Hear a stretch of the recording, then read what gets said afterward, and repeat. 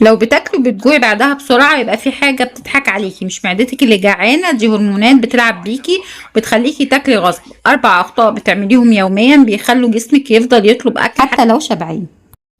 في ناس بتفتكر انها بتجوع عشان اكلها قليل او عندها شراهة في الاكل او مفيش ارادة، لكن الحقيقة المرعبة شوية ان في حاجات بتحصل جوه جسمك بتمنع الشبع اصلا. يعني ممكن تاكلي وجبة كبيرة وبرضو بعد ساعة تحسي ان نفسك عايزة تفتحي التلاجة تاني. خلينا نكشف الاسرار. السبب الأول، الأكل اللي بيجوع مش بيشبع. أغلب اللي بنسميه سناك خفيف هو في الحقيقة سكر متنكر ودقيق أبيض وسعرات بتفتح الشهية بدل ما بتقفل. السكر بيعلى فجأة فالجسم بيفرح، بعدها بيقع بسرعة فالجسم بيصرخ عايزين أكل، علشان كده بتحسي إنك جعانة حتى لو لسه واكلة. نيجي بقى للسبب التاني، وجبتك ناقصها أهم عنصر للشبع. الجسم مش بيعترف بالعيش والمكرونة كأكل مشبع لوحدهم، هو عايز بروتين عشان يقفل الشهية ويطول وقت الهضم ويمنع هبوط السكر. من غير بروتين جسمك هيفضل يزن عليكي بالأكل طول اليوم. ونيجي بقى للسبب التالت، بتاكلي أسرع من المخ. المعدة بتتملي في 5 دقايق لكن المخ بياخد 20 دقيقة عشان يقول خلاص شبعت. فانتي بتخلصي الأكل قبل ما المخ يلحق يفهم، وبعدها بتحسي انك محتاجة حاجة حلوة أو لقمة كمان. نيجي بقى للسبب الرابع، الجوع الكذاب بسبب السهر.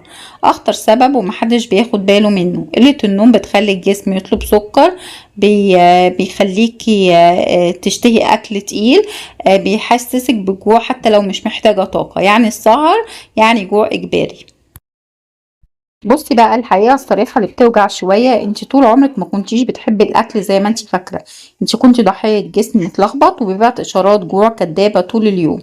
اللي كان بيحصل مش طبيعي. كل لقمة سكر بعدها جوع، كل وجبة من غير بروتين بتفتح الشهية، كل اكل سريع المخ ما بيلحقش يشبع، كل سهر الجسم بيطلب اكل غصب عنه. يعني حرفيا انت ما كنتيش بتاكلي عشان جعانة، انت كنتي بتاكلي عشان جسمك كان بيشدك للاكل زي المغناطيس. وده السبب اللي بيخلي ناس كتير تبدأ دايت وتبوظه في نفس اليوم. بتحس انها مش قادرة تمسك نفسها، بتفتكر ان عندها ضعف إرادة، وهي في الحقيقة كانت بتحارب نظام جوع متبرمج جوه جسمها. بس أول ما تفهمي وتصلحي الأربع مفاتيح دول، أكل هيشبع، بروتين في كل وجبة، أكل ببطء، نوم مظبوط، الجوع هيختفي مش هيقل، بس الشراهة هتسقط والمخ هيبدأ يقولك لأول مرة خلاص مش محتاجة أكل. ساعتها هتحسي بإحساس جديد خالص، إنك مش بتحاربي نفسك، انتي اللي بقيتي متحكمة في كل حاجة. ولو وصلتي لحد هنا اكتبي انا اللي هتحكم مش الجوع، واعملي لايك واشتركي في القناة وابعتي الفيديو لحد دايما يقول انا باكل كتير وبرضه بجوع، يمكن يكون ده اول مرة يفهم الحقيقة. واستنوا الفيديوهات الجاية. سلام.